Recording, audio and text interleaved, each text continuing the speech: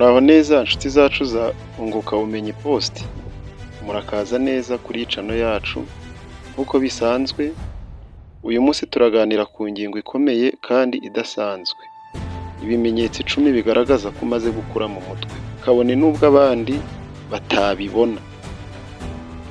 Hari igihe uba warakuze mu mutwe cyangwa se waramaze gukura mu bitekerezo, ariko abantu bakaba badashobora kubibona. N'ubundi nubwo atari ngombwa ngo abantu babibone, ariko wowe hari ibimenyetso ushobora kwibonaho bikakwereka ko wamaze gukura mu mutwe. Iyi ngingo ni ingenzi cyane kuri wowe uduteze amatwi, kuko hari abibeshya ko bakuze ariko ibikorwa byabo bikagaragaza ko badakuze. Gukura mu mutwe si ukugira imyaka runaka gusa, nubwo nabyo birebwaho, bamwe bakabirebaho, ariko gukura kwa nyako no gukura mu mitekerereze no mu myumvire no mu buryo umuntu abona isi. Hari abantu benshi bafite imyaka yo gukura, bafite imyaka y'ubukure pe myinshi, ariko bagakomeza kuguma mu myitwarire y'abato. Reka turebe ibimenyetso 10 bigaragaza ko wateye intambwe yo gukura mu mutwe. N'inama zagufasha gukomeza urugendo rwawe rw'ubwenge no kuzagira ubuzima bwiza.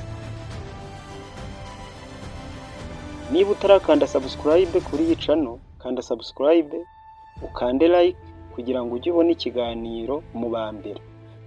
Igihe Unguka Bumenyi Post ya uploadinze ikiganiro uzajya ubona notification. Ufungure n'inzogera, nurangiza ujye muri comment uduhe igitekerezo.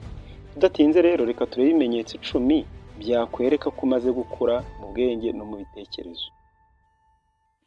Icyambere, wiga kwiyakira no kwiyubaha. Iyo umaze gukura mu mutwe wiyakira ukuri, ntuba ukiri mu burangare bwo kwigereranya n'abandi. Urugero, ushobora kubona abandi bagenzi bawe bambaye imyenda ihenze cyangwa bafite amazina bamaze kubaka bitewe n'ubushobozi bafite naho babukomora, ariko ntiwiyumvemo ishyari ngo havuke umwiryane hagati yanyu, ahubwo ugaharanira kugira ibyo nawe wageraho ukoresheje ubushobozi n'imbaraga zawe. Ibyo bigaragaza ko umaze gukura mu mutwe. Ahangaha rero uragirwa inama yo kugira umuco wo kwishimira ibyo ufite, kandi ukubaha abandi batandukanye nawe, baba bakurusha ubushobozi bafite ibyo bagezeho birenze, ndetse n'aburusha ubushobozi. Ibi bizatuma n'abandi bakubaha, babone ko ufite ubumuntu kandi uri umunyabwenge. Ikintu cya kabiri, ugira ubushobozi mu gufata ibyemezo n'ubushishozi. Iyo umaze gukura mu mutwe, ntutakaza igihe ku bintu bidafite umumaro. Umenya gutekereza mbere yo gufata icyemezo. Hari abantu bakunda guhubuka, agafata icyemezo atarebye uwo wafatiye icyemezo, ingaruka byagira, haba ku wafatiwe icyemezo cyangwa ko wagifashe. Ahubwo ugasanga arimo aricuza amaze kubona ko yafashe icyemezo yihuse. Aha rero buri cyemezo ufashe kigombe kibe gifite ishingiro, wabanje kugitekerezaho neza mbere yo kugifata, kandi wibande ku by'ingenzi bitabangamira ubuzima bwawe. Ikintu cya gatatu, uba wumva inshuti ya mbere ufite ari wowe. Iyo umaze gukura mu mutwe, kwicara wenyine, kuba wenyine ntibigutera ubwoba. Nubwo ku ruhande rumwe ari ikibazo, ariko ntabwo ibyo ngibyo bishobora kuguhangayikisha. Wumva wowe ubwawe ari wowe inshuti yawe ya mbere. Ibi ngibi ni ibintu byinshi bizwi. Ushobora kugira abantu benshi b'inshuti, ariko icyizere ukakigirira wowe ubwawe, kuko uba utareba mu mutima w'umuntu. Ibi ntabwo bisobanuye ko utagomba kugira izindi nshuti, ariko biba bibi iyo icyizere cyawe cyose ndetse n'ubuzima bwawe ubishingiye ku nshuti zawe gusa cyangwa se abavandimwe. Niyo mpamvu umuntu umaze gukura mu mutwe yishingikiriza ku byo ashoboye ubwe. Ubufasha buturutse ku nshuti cyangwa abavandimwe bukaza nyuma. Fata igihe cyo kwitekerezaho wowe ubwawe, bizagufasha gukontorora ibitekerezo no kugira clarity mu buzima bwawe. Ikintu cya kane, hari abantu bahangayikishwa no kugira ngo abandi bababone neza, babashyigikire, ibitekerezo byabo bitambuke bigere kure. Hagira umunenga cyangwa ntamushyigikire, ugasanga yapanitse, yahangayitse, byakomeye. yibaza icyo akora kugira ngo bamwemere. bamwumve banamushyigikire. Gusa aha ngaha batubwira ko iyo udataye umutwe ngo kuko abandi badashyigikiye igitekerezo cyawe, ibikorwa ukora n'ibindi, uba wamaze gukura mu mutwe, waramaze kumenya icyo ushaka, waranamaze kumenya ko buri wese afite uburyo bwe bwo kubona ibintu. Niba hari inama cyangwa igitekerezo utanze ariko abandi bakabyirengagiza, ntiwiyumvemo umujinya cyangwa ngo uhangayike. Wowe upfa kuba watanze igitekerezo cyiza cyubaka, unagifitiye ibimenyetso ko ari ukuri. Wiyubakemo ubushobozi bwo kumva no kwakira ibitekerezo bitandukanye, bizagufasha gukomeza gukura mu bitekerezo. Turebe ikintu cya gatandatu: ushyira imbere gahunda n'intego zawe. Intego zawe nizo zituma ukora kugira ngo uzagire ibyo wigezaho. Nizo rero uba ugomba kubanza ukazishyira imbere, aho kubanza ibitekerezo by'abandi, nubwo nabyo ari ingenzi. Ariko umuntu usobanutse yita ku ntego z'abandi ari uko nawe yabanje kwita kuze. Mu Kinyarwanda baca umugani ngo ujya gutera uburezi arabwibanza, kandi ngo ijya kurisha ihera ku rugo.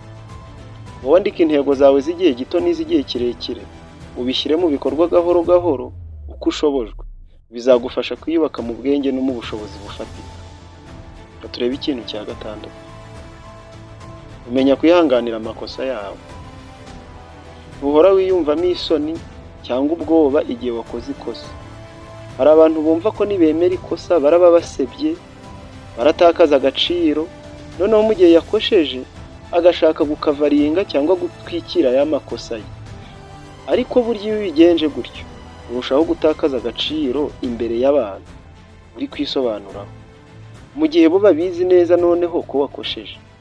Umuntu rero wamaze gukura mu bitekerezo no mu bwenge, yemera amakosa ye akayasabira imbabazi, ndetse agaharanira no kutazayasubira. Kwemera amakosa ntabwo ari ububwa, ahubwo ni ikimenyetso gikomeye cyo gukura mu mutwe. Reka dufate urugero: iyo umunyeshuri mwiza arangije ikizamini akagitsindwa, cyamunaniye, ntabwo aterera iyo ngo ikizamini cyarangiye ngo akijugunye, ngo yicuze ku kuba byaramunaniye. Ahubwo aho kwicuza, aragenda akiga ku bisubizo by'ibibazo byamunaniye, hanyuma agaharanira kutazongera kubinanirwa mu gihe yaba yongeye guhura n'ibibazo nk'ibyo. Icyo wakora rero ni ugufata amakosa nk'amasomo ugomba kwiga, ukandika ibyo wize kandi ugakoresha ubumenyi wungutse mu buryo bwiza. Ikintu cya karindwi: ushyira imbere ubuzima bwawe bwite.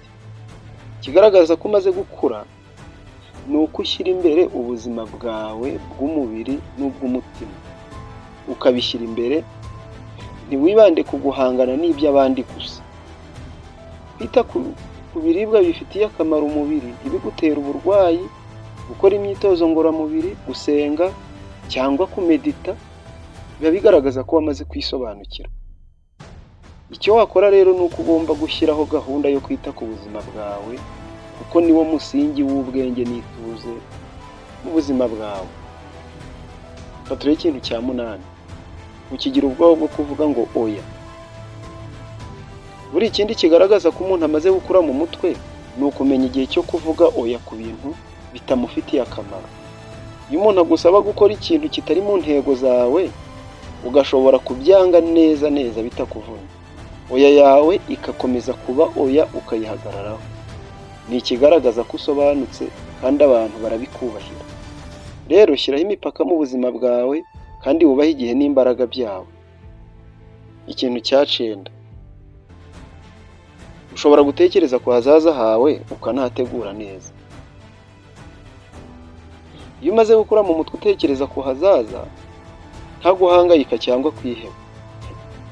Ushobora gutegura financial plan cyangwa se ugakorera amafaranga nuko ukayazigama. Ushobora gukora running plan yawe, uko uzajya wihugura kugira ngo wunguke ubumenyi bushya, cyangwa career plan nta stress. Tegura gahunda y'ahazaza ariko wige no kwishimira uko uri ubu ngubu. Bizagufasha gutegura ahazaza utuje, kandi ibyo uzageraho byose, byaba bike byaba byinshi, uzanyurwa nabyo. turebe ikintu cya 10 ari nacyo cyanyuma. Ugira ituze mu biganiro n'abandi. Buriya kuganira n'abantu ubaca mu ijambo, uwo muvugana yaba atararangiza igitekerezo cye ukamuca mu ijambo, niyo waba uri kumuha inyunganizi, bigaragaza ko utarakura mu mutwe. Biba byiza niba ushaka gutanga igitekerezo cyawe ukareka uwo muvugana agasoza icyo arimo kuvuga. Niyo cyaba gipfuye ukavuga igitekerezo cyawe ari uko asoje. Ibyo bigaragaza ko ufite ikinyabupfura kandi wubaha abandi.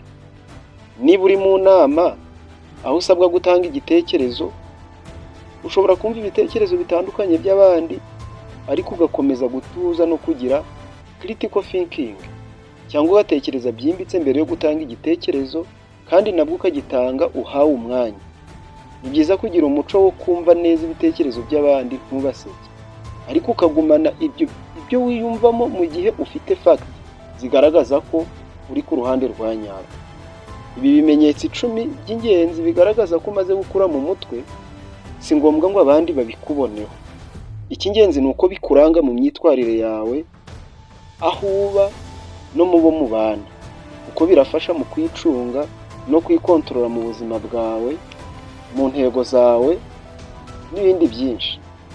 Rero ntukihutire gushaka kwerekana ko umaze gukura, ahubwo shyira imbere ibikorwa, kwiyubaha no kugira clarity mu byo ukora. Iyo wiyubaha mbere ya byose bigenda neza, kandi bigatanga ituze ridasanzwe mu buzima bwawe bw'ahazaza.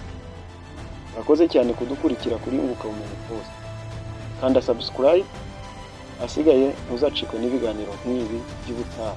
Kandi like, ujye muri comment uduhe igitekerezo unabisangiza abandi. God bless.